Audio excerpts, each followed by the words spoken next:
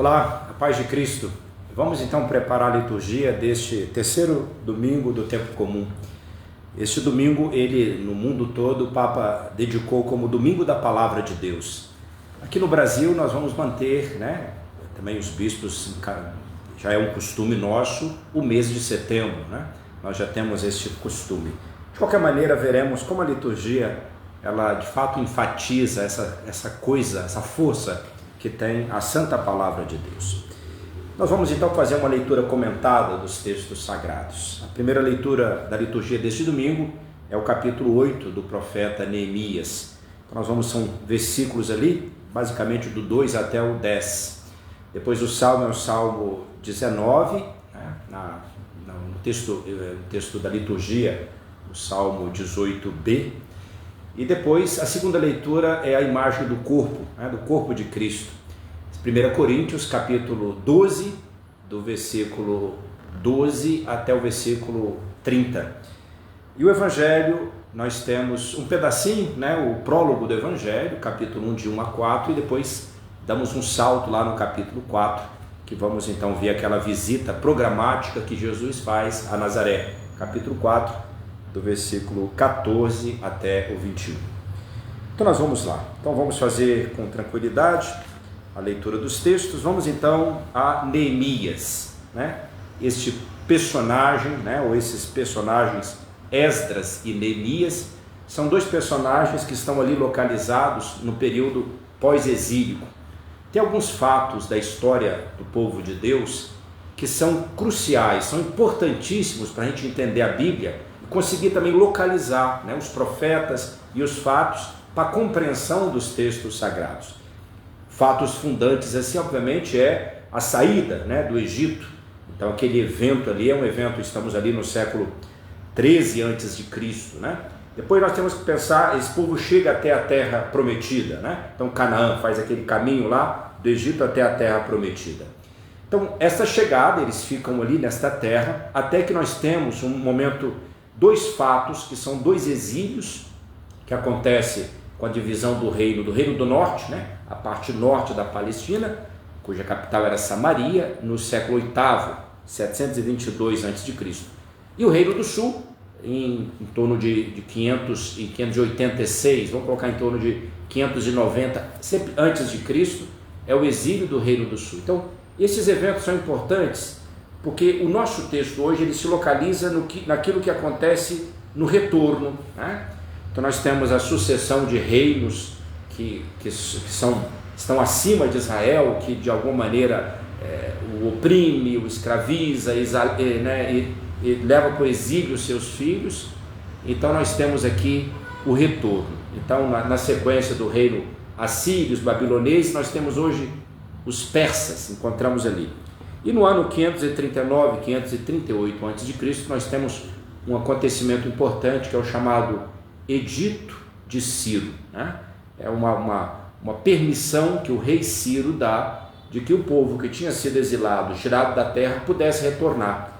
E aqui entram os nossos dois personagens, este retorno para a terra da promessa. Então, a partir de 538, mas os nossos eventos narram até em torno do ano 400 a.C. Por que isso é importante? Quem é que retorna? Porque nem todos os que estavam lá no exílio retornam. O capítulo 29 do profeta Jeremias tem uma carta de Jeremias aos exilados, que ele fala: olha, vocês estão no exílio, mas casem, construam casas, plantem campos, ou seja, sobrevivam onde estão. E de fato muitos judeus conseguem ter uma estabilidade mesmo no exílio. Então aqueles que retornam é um grupo, são pequenas caravanas que voltam, e quando chegam para reconstruir, com a permissão do rei Ciro e depois também com os reis seguintes, as condições não são otimais. Quem é que está lá na terra? Ali nas proximidades tem os samaritanos, que vão ser um dificultador para esta reconstrução. Então o nosso texto hoje, ele se localiza ali. Esse retorno, tentar reconstruir, eles já fizeram isso em relação ao templo, inaugurado ali 515, 513 a.C., um novo templo que tinha sido destruído, e hoje nós encontramos justamente Neemias e, sobretudo, o sacerdote Esdras, que está promulgando a Torá. Vamos ler o texto. Capítulo 8. O sacerdote Esdras apresentou a lei, a Torá, diante da assembleia de homens, de mulheres e de todos os que eram capazes de compreender. Essa Torá, versículo 1 fala que é a Torá de Moisés, essa lei, pensamos a lei, mas é o conjunto que nós entendemos hoje, o Pentateuco. Então, esta lei, ela é promulgada. Por que nós dizemos promulgada? Porque a permissão dada pelo rei para o retorno, ele quis que identificasse aquela legislação de Israel como a lei também para o povo. Então, essa seria a lei do rei, a lei de Deus, a lei é a lei que o rei assume para si. Então, essas pessoas todas, onde é que elas estão? Um pouquinho antes diz que estavam, no versículo 1, fala que na praça, em frente às portas das águas, onde? No templo. Não dentro do templo, mas na parte externa. Quem estão lá? Somente homens? Não, homens, mulheres e todos os que eram capazes de compreender. E este era o primeiro dia do mês. Assim, na praça, à frente da porta das águas, Esdras fez a leitura do livro, desde o amanhecer até o meio-dia, na presença dos homens, das mulheres e de todos os que eram capazes de compreender. Embora aqui fala de Sefer, esse é o termo do hebraico, mas um livro, mas propriamente não é, como temos hoje impresso de carta, estaríamos mais na linha de um rolo, Então, mais do que abriu, ele desenrola para ler.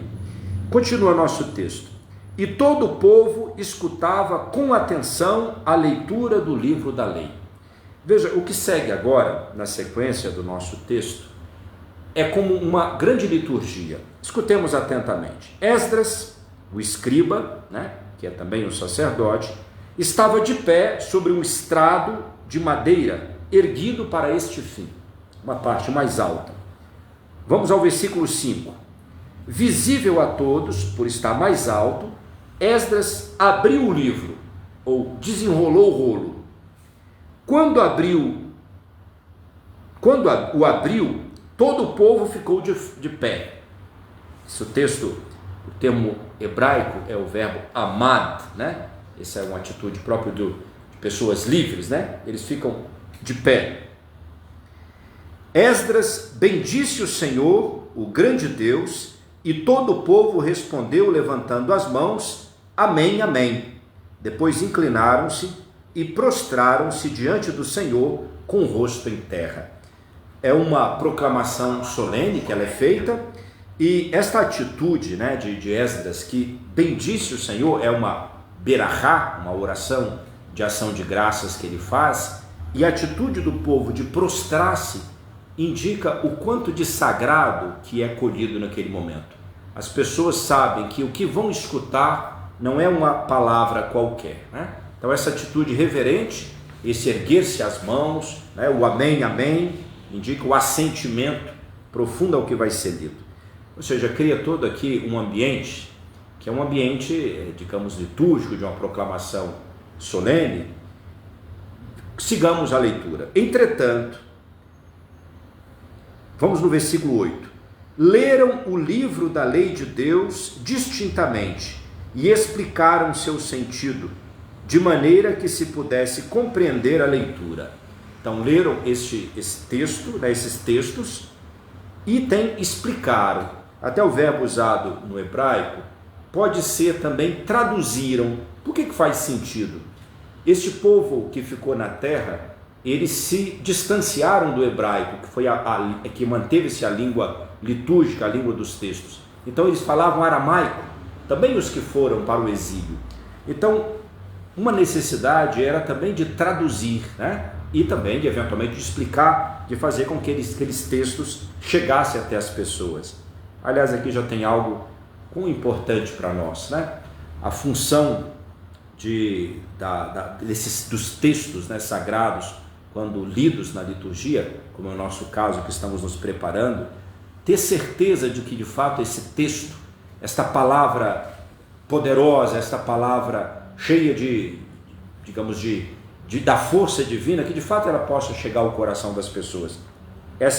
O pregador tem que assegurar-se de que faça todo o trabalho possível para que isso aconteça. Continuemos. O governador Neemias, o sacerdote e escriba Esdras e os levitas que instruíam o povo disseram ao povo inteiro: este é um dia consagrado ao Senhor vosso Deus. Não lamenteis nem choreis. Veja a reação das pessoas, né? Esse lamento e choro. Que motivo poderia trazer, né, esse choro? Talvez aquela compulsão do coração, talvez uma reação de quem há tanto não escutava estes textos, né? Aqui nós vemos a reminiscência, aquele texto de Amós, capítulo 8, versículo 11, onde o profeta diz, Deus diz através do profeta, que eu vou mandar uma fome, né, à terra, né, não uma fome de pão ou sede de água. Vamos ler o texto, mas da palavra de Deus. Vamos só fazer uma leitura. 8:11. Eis que dias virão, oráculo do Senhor Deus, em que enviarei fome à terra, não fome de pão nem sede de água, mas de ouvir as palavras do Senhor. Caminharão vacilantes de mar a mar, do norte até o leste caminharão, buscando a palavra do Senhor. Então, eventualmente, esta fome também pode ser aquela compulsão do coração, né? De quem sente interpelado por uma palavra que mexe com espaços de infidelidade, né? De ajustes necessários na vida, e de que a palavra se apresenta assim.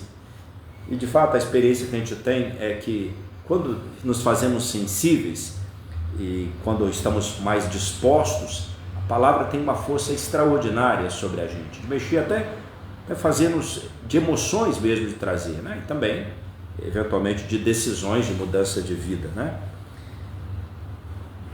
Continua o nosso texto. E disse-lhes: ide e comei carnes gordas, tomai bebidas doces e dai porções àqueles para quem nada se preparou, pois este dia é santo para o nosso Senhor.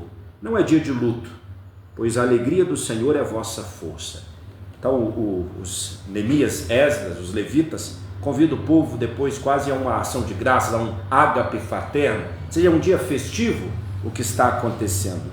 De alguma maneira digamos assim, esta proclamação do texto, essa promulgação, né, da Torá, isso, do ponto de vista histórico, é sugestivo, porque o Pentateuco, tal como nós o temos hoje, ele é realmente resultado desse período pós-exílico, né? Quando retorna esse povo querendo reconstruir-se, né? Reconstruir o templo, mas ainda há aquele espaço de que não preenche os sacrifícios, né? Fica ali. Então esse é o tempo onde esse Pentateuco, digamos, ele é consolidado como nós temos hoje, né? São os primeiros 5 livros da Bíblia cristã, e na Bíblia hebraica o Torá. A Torá é o coração da Bíblia dos judeus. É um belo texto, nós vamos voltar a ele, vamos fazer referência quando formos ao Evangelho. O salmo da nossa liturgia é o Salmo 19, no texto litúrgico é o Salmo 18b, a segunda parte, e no versículo 8 diz assim, do Salmo 19: a lei do Senhor é sem mancha, ou a tradução litúrgica é perfeita, conforto para a alma. O testemunho do Senhor é fiel, torna sábios os simples. Os preceitos do Senhor são retos, alegram os corações. O mandamento do Senhor é lúcido, ilumina os olhos. O temor do Senhor é puro e permanece para sempre. Os julgamentos do Senhor são verdadeiros, todos justos igualmente. Onde diz aqui a lei do Senhor, podemos dizer até mesmo a palavra do Senhor, ela é perfeita, conforto para a alma. Esta palavra densa, o livro da carta aos Hebreus diz que é uma palavra viva e eficaz. E ali o termo viva é um particípio no grego, né, um particípio presente, seria ela é vivificante, ela é vivificadora, ela é capaz de dar vida, né? E ela é cortante, ela também ajuda a discernir, né? Então é uma palavra, a palavra de Deus, ela é fonte, digamos assim, de profecia, né?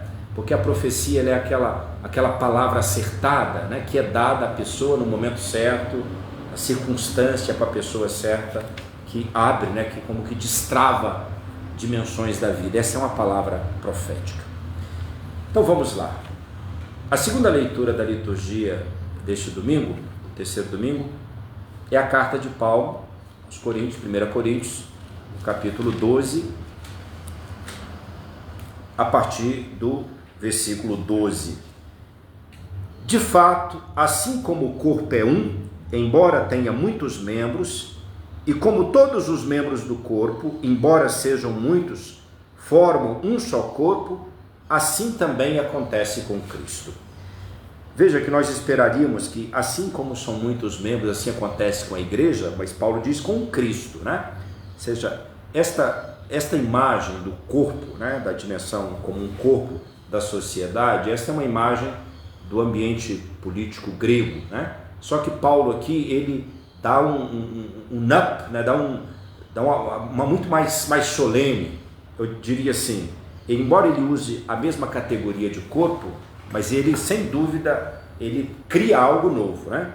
Porque ele está falando então do Cristo, aquele que Santo Agostinho vai chamar do Christus totus, do Cristo total, ou seja, nós com Cristo formamos uma realidade só, né? Nós somos o corpo de Cristo, né? E quando é que isso acontece?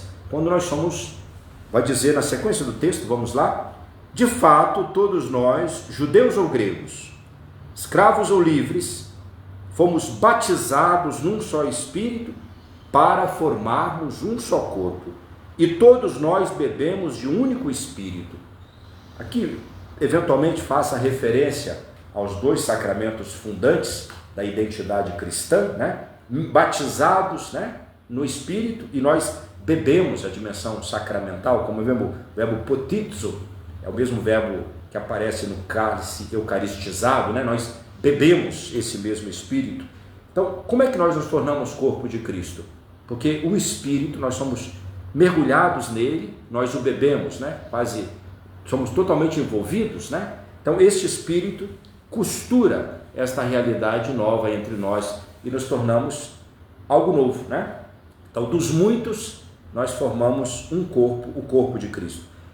Veja, e essa dimensão, ela é de comunhão, ela não é de fusão. Não é que a gente perca a individualidade, né? Cada um traz essa individualidade para o todo do corpo, né? Tem uma dimensão aqui que ela é moral também, ou seja, que como consequência, nós vamos refletir sobre isso, mas é antes de tudo uma dimensão ontológica, de graça, é um dom, ou seja, eu na minha pequenez eu estou dentro de um corpo de pessoas grandes, né? Eu estou no mesmo corpo que está São Tomás de Aquino, Santa Catarina de Sena, São Francisco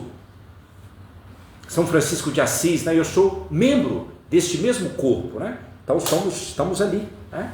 Então, olha, esse é o momento que até iluminador para a vida, esta percepção de que estou nesse corpo. E o extraordinário é que quando isso toca também a nossa dimensão de vida espiritual, eu percebo que os dons do outro não rivalizam com os meus. O outro não é sombra para mim, veja, é diferente, pelo contrário, que bom, porque nós assim nos ajudamos, nossa diversidade de carismas. E é o que segue Paulo, o apóstolo Paulo diz, na verdade, o corpo não é feito de um membro apenas, mas de muitos. Se o pé disser, eu não sou mão, portanto não pertence ao corpo, nem por isso deixa de pertencer ao corpo. E se a orelha disser, eu não sou olho, portanto não pertence ao corpo, nem por isso deixará de pertencer ao corpo. O mesmo se o olho, né, disser, se o corpo todo fosse olho, onde é que estaria o ouvido? E se todo o corpo fosse ouvido, onde estaria o olfato? De fato, Deus dispôs os membros e cada um deles no corpo conforme quis. Esse texto ele ganha uma força grande comunicativa dentro do conjunto do livro, devido à comunidade à qual ele é destinado. É a mesma comunidade que era muito, digamos, uma pretensão de ter muitos carismas, mas que a raizinha tinha uma divisões, né? Lembra a afirmação no capítulo 1, eu sou de Paulo, eu sou de Apolo, eu sou de Pedro, eu sou de Cristo. E essa dimensão é que Paulo, com essa reflexão, quer dizer, atenção, nós lemos no domingo passado que Paulo também dizia, né, todos é o mesmo Espírito que suscita toda a diversidade de carisma, é Ele que costura esse Espírito no qual somos mergulhados e que bebemos, né? Então, a diversidade dos membros, ela não cria, não deve, né, do ponto de vista moral, criar divisões, porque é querido por Deus, né? É querida, essa diversidade ela é querida, ela foi, né, da diversidade dos membros, e assim, esta dimensão, digamos, sacramental, fundante, chamaria um nome bonito, ontológica, ou seja, é graça, é coisa criada por Deus, pela nossa pertença a Cristo, ela deve ter também reflexos morais, a nossa percepção de igreja, né? Eu gosto de uma imagem da igreja, que é a imagem do guarda-chuva grande, onde cabem todos debaixo, né? Porque a imagem do guarda-chuva pequena, ela pode até ser confortável quando o meu jeito de perceber a igreja, o meu jeito de viver, a minha espiritualidade, ela está sob o guarda-chuva pequeno. Mas em algum momento esse guarda-chuva pode ser tirado para lá se ele for pequeno, né? Pode ter uma sensibilidade diferente, às vezes ou na paróquia, ou numa diocese, ou a igreja toda, não. Então essa imagem, acho que essa imagem de Paulo do corpo, ela é boa, porque ela é o corpo de Cristo e que não só aceita, ela é feita de diversidades. Obviamente, essas diversidades, elas têm que ser conciliáveis naquela unidade fundante, que se funda, Paulo dirá nessa mesma carta, um pouco antes, que ela não pode ser colocado um outro fundamento. Este fundamento é Cristo, Cristo Jesus. Então ele é o fundamento e sobre ele construímos o edifício. Continua nosso texto. Mas pelo contrário, há muitos membros e no entanto um só corpo.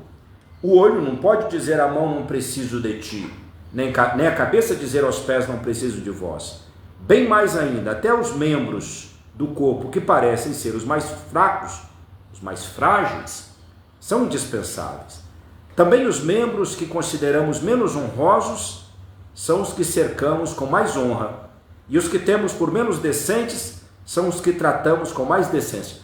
O apóstolo Paulo passa aqui do aspecto do corpo para a dimensão, digamos, do corpo de Cristo, né? Ele alterna, ele fala, até nós com o nosso cuidado com o corpo, o modo como tratamos os membros que nós julgamos menos decentes ou mais frágeis, né? Então o cuidado que temos para dizer, esse é o cuidado também dentro deste corpo de Cristo. Também os membros que consideramos, né, menos honrosos são os que cercamos com mais honra. E os que temos por menos decentes é o que tratamos com mais decência. Os que consideramos decentes não precisam de cuidado especial, né? Mas Deus, quando formou o corpo, deu mais honra ao que nele é tido como sem valor, para que não haja divisão no corpo, mas pelo contrário, os membros sejam igualmente solícitos uns pelos outros. Então aqui tem a dimensão deste cuidado. Essa imagem do corpo, ela vai reaparecer em outros lugares, né? Na carta aos Romanos, no capítulo 12, por exemplo, o apóstolo Paulo trata em contexto, digamos, exortativo, ele fala assim que o versículos 4, como num só corpo temos muitos membros, cada qual com sua função diferente, assim nós, embora somos em Cristo um só corpo, e cada um de nós, embora muitos, somos em Cristo um só corpo, e cada um de nós, membros uns dos outros, né? Aqui essa dimensão, então, mais dessa corresponsabilidade, como Paulo lembrou aqui no texto que estamos da liturgia, os membros mais frágeis, né? Esses devem estar quase mais cuidados, é a realidade do corpo, onde nos sentimos ligados uns com os outros. Continua nosso texto. Vós todos sois o corpo de Cristo, individualmente, pois membros deste corpo. Assim na igreja, aqui ele passa então da realidade do corpo de Cristo, digamos, místico, à realidade igreja, a assembleia. Deus estabeleceu em primeiro lugar alguns como apóstolos, em segundo alguns como profetas, em terceiro os que ensinam, os didascaloi, depois os milagres, dons de cura, de socorrer, de governar, de falar diversas línguas. Veja, Paulo lembra esta diversidade, nós lemos no domingo passado, sempre suscitada pelo Espírito e sempre para o bem de todos. Nem todos são apóstolos, quando dirá, nem todos profetas, nem todos mestres, mas todos membros do corpo, né? Todos importantes, isso, todos corresponsáveis uns com os outros. Pergunta ele: acaso todos são apóstolos, todos profetas, todos mestres, todos fazem milagres, todos têm dons de cura, todos falam em línguas, todos as interpretam? A resposta esperada é: não, nem todos têm, mas estamos no corpo onde isso acontece. Então, todos nós participamos, somos também profetas, mestres, né? Porque estamos no corpo onde tem esta diversidade de membros. É um texto muito forte, eclesialmente sempre o será, né? Em todos os tempos, né? Mas também em nossos tempos, que por vezes a gente não vamos em profundidade, né? No que um texto como esse representa para as tentações de divisões, né? Por vezes 2 ou 3 ideias, a gente se apega a elas, e aí quando nós vemos, estamos nos confrontando com membros da comunidade, que às vezes tem até a missão de serem os sinais de unidade dentro de uma diocese, como é o bispo, né? E assim, em diversas instâncias. Isso a gente deve estar atento, né? Para que nós, usando a imagem de João, não tenhamos a tentação de rasgar a veste, aquele manto de Jesus costurado de uma peça só, que é a igreja. Divisão não vem de Deus, essa divisão não vem de Deus, né? Nós temos que procurar construir sempre a comunhão e a unidade. Não, isso não quer dizer, porque a gente, eu tenho que sacrificar a verdade. Devemos ser humildes diante dela. A verdade, mais do que a gente a tem no bolso, ela que nos tem, né? Ela que nos possui. E esta verdade, ela é, antes de tudo, a pessoa mesma de Cristo. E se perdermos Cristo, a caridade de Cristo, perdemos tudo. Vamos então ao evangelho desta liturgia, vai nos permitir então, que é sempre o coração da liturgia, dar o tom deste domingo. Então vamos ao evangelho de Lucas, que vai nos acompanhar durante todo este ano litúrgico. Começamos então o capítulo 1, do versículo 1 ao 4, que é o prólogo do evangelho.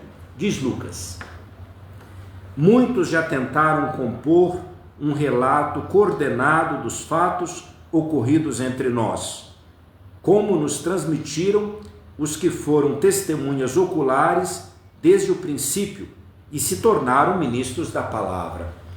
Veja, Lucas então, ele se coloca que ele não é o primeiro, né? Certamente há uns 15 anos já circula o evangelho escrito segundo Marcos. Depois, onde é que ele vai procurar esses elementos? Ele procura naqueles que foram testemunhas oculares, os apóstolos, e esses também se tornaram ministros da palavra. Então nós temos aqueles da comunidade, diríamos, pré-pascal, né?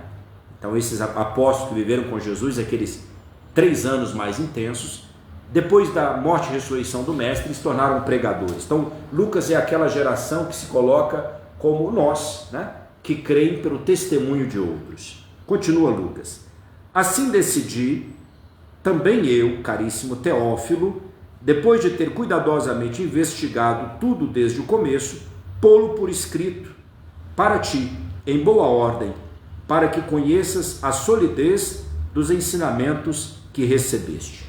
Então Lucas se coloca no terceiro momento, então, que é o momento da redação de textos. E esses textos ele pega dos que foram ministros, dos que viram os fatos, foram ministros da palavra, e ele propõe colocar escrito de maneira ordenada e com a finalidade: para que conheças a solidez dos ensinamentos que recebeste.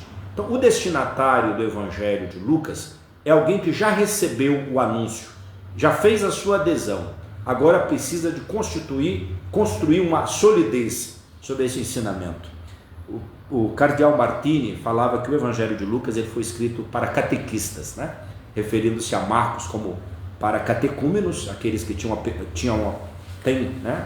aqueles que tinham uma pergunta de fundo: quem é Jesus e como eu o sigo? Isso é o evangelho de Marcos. O de Lucas já encontrei, já estou crendo no Senhor, como posso fazer mais sólida a minha fé? Então, para isso esse evangelho foi escrito. Este prólogo ele é importante porque ele sinaliza para a gente assim, esse trabalho de redação do evangelho que Lucas faz, que todos os evangelistas fazem, e que o fundamento de onde eles pegam é as testemunhas oculares e que se tornaram ministros da palavra. A nossa fé ela é apostólica no sentido mais radical possível, né? Nós dependemos dos olhos e do que viram aqueles fatos, dos corações por onde passaram, das mentes, né, que elaboraram, iluminados pelo Espírito, sob a luz do ressuscitado, mas dependemos do testemunho deles. E assim nós entramos, né, neste corpo de Cristo, como disse Paulo, nós somos mergulhados neste Espírito e bebemos este Espírito, que é sempre através da mediação de outros que creram antes de nós, e como fundamento os apóstolos. Dando um salto, depois desse prólogo, nós vamos então com Jesus, depois dele ser batizado por João Batista, então ele vai até a sua terra natal, até Nazaré. Capítulo 4, versículo 14.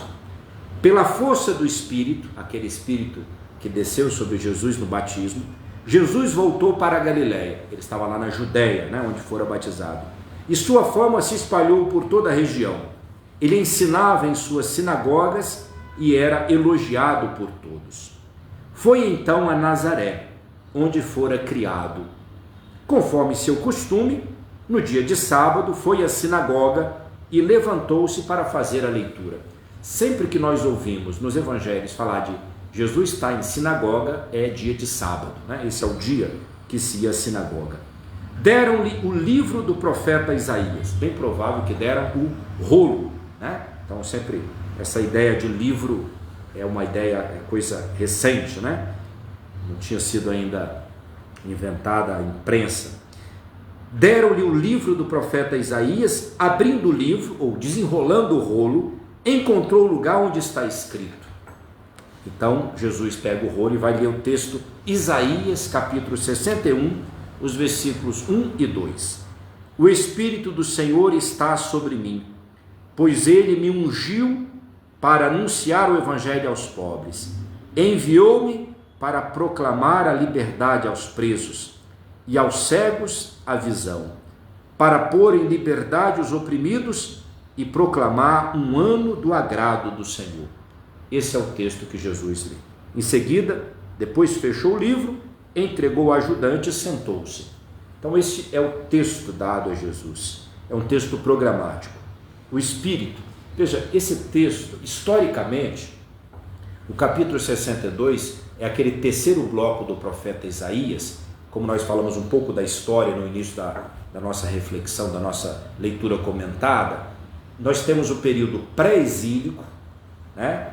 Antes do ano 590, 586, o período do exílio, que vai desse ano 586 até o edito de Ciro, em 538 a.C., e temos o período pós-exílico, que é esse período que vem depois.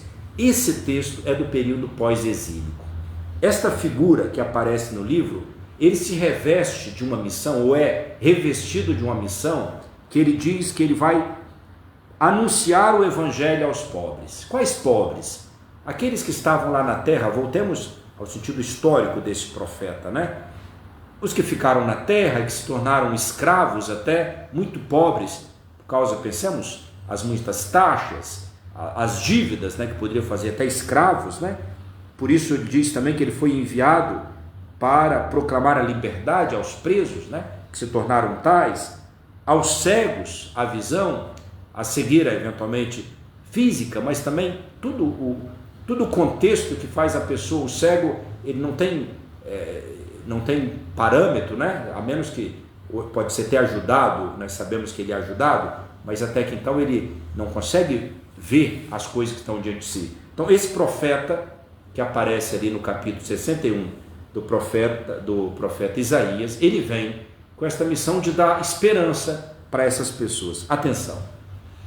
Quando Jesus hoje, na sinagoga de Nazaré, ele lê esse texto, digamos, ele encontrou o leitor perfeito, né? O leitor perfeito desse texto. Hoje eu até estava refletindo sobre isso. Tem textos que nós lemos e que aquele texto parece que cai assim na vida da gente, aqui essa sensação de uau, aquele texto era para mim.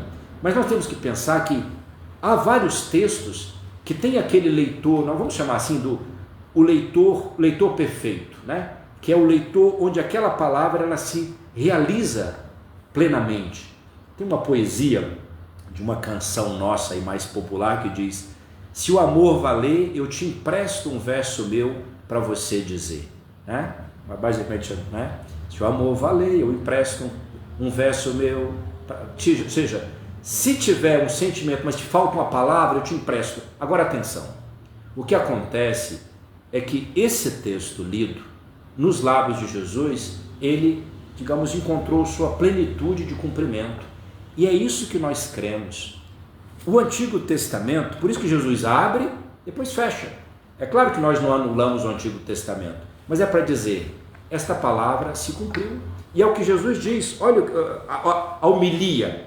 Então o Papa gostaria dessa homilia aqui, né? Os olhos de todos na sinagoga estavam fixos nele, então começou a dizer-lhes, hoje cumpriu-se esta palavra da Escritura que acabais de ouvir. Ou seja, esta palavra encontrou o seu, ou seja, como um rio que buscava a sua chegada, encontrou, né? Hoje encontrou aquele que evangeliza os pobres, né? Esta pobreza, a pobreza ela é de quem sabe depender-se totalmente de Deus. Talvez os religiosos contemporâneos de Jesus se achavam ricos de obras, ricos de conhecimento da lei, ricos que podiam julgar os outros, né? E tem os outros, né? Ou seja, menos os publicanos, que se sentem pobres, né? Lembra aquela imagem do publicano? Nem sequer levanta a cabeça. Então esses que sentem, esses Jesus veio trazer o evangelho, porque os outros, eles estão com o coração fechado, né? Estão impedidos de que essa palavra os alcance. Jesus é esse que traz a liberdade. Veja que esta nomenclatura, ela tem alcance político-social, ela tem um alcance físico, a cura dos cegos. É claro que a gente pode continuar falando, né, da salvação das almas, né, entendendo a alma, esta unidade substancial, esse elemento profundo nosso. Mas, obviamente, o Evangelho, ele toca a todas as dimensões do ser humano.